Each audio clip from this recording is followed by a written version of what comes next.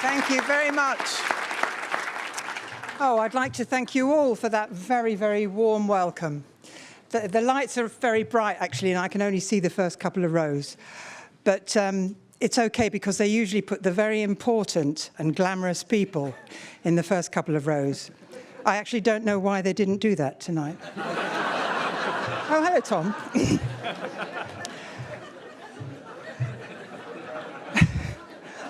No, I jest.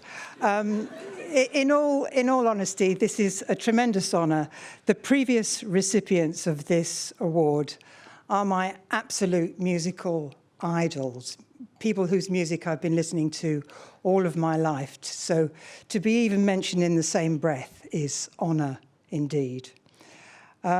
So when they told me I was going to get this award, I decided that it would be a good opportunity to reflect on my career, on the things that had changed and the things that had stayed the same. And the very first time that I ever received any money for music, for writing music, was in 1978, when I was asked to write a brass arrangement for a single entitled "We Love to Dance at Discos."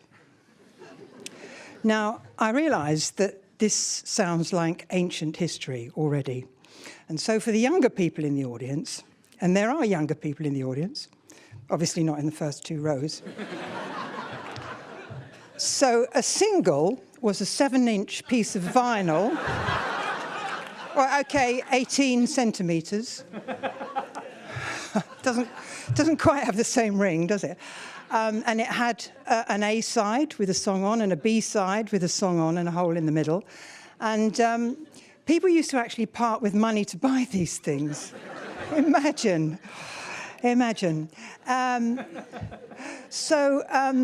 This single didn't exactly light up the charts. And so my career as an arranger and composer didn't get off to a meteoric start.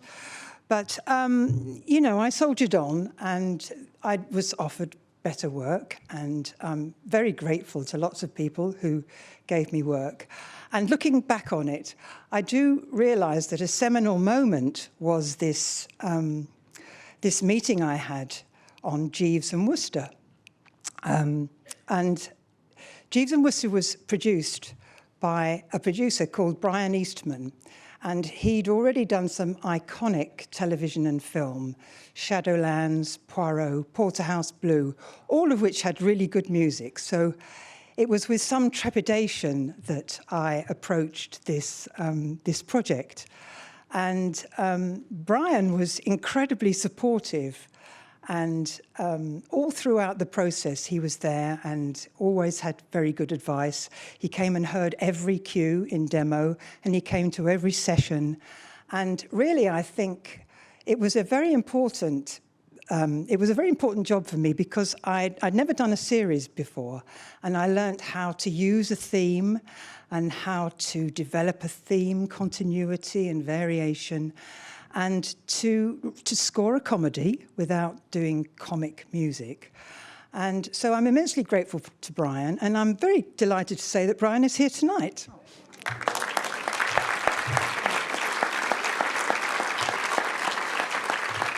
And so I started by saying about the things that had changed and the things that had stayed the same.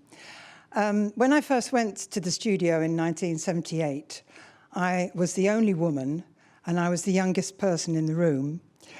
And nowadays, when I go to a studio, I'm never the only woman, which is great, but I am often the oldest person in the room. And I don't know how I feel about that. But I guess that's the way it goes. And so what hasn't changed? Well, what hasn't changed is something that all of us composers feel. And it's that moment when you go to your first rehearsal, or you go into the studio and you've jumped through all the hoops you've had to jump through to get to that moment, and you've prepared your music, and it's hard work, and you finally put it in front of musicians, and they absolutely bring it to life. They imbue it with spirit, and it becomes a thing. And that, for all of us composers, is the best feeling in the world. And So I intend to carry on having this best job in the world.